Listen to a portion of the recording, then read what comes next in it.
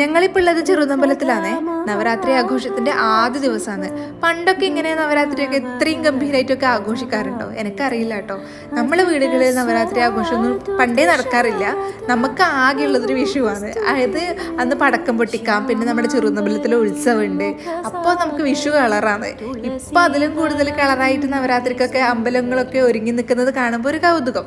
അങ്ങനെ ഞങ്ങൾ ചെറുതമ്പലത്തിലേക്ക് വന്നതാണ്. ഈ ലൈറ്റിങ്ങും കാര്യങ്ങളൊക്കെ കണ്ട് ആസ്വദിക്കാൻ വേണ്ടിയിട്ട് ഒരുപാട് പരിപാടികളും കാര്യങ്ങളൊക്കെ വരും ദിവസങ്ങളിലും അമ്പലത്തിലുണ്ട് എന്ന് അറിഞ്ഞു.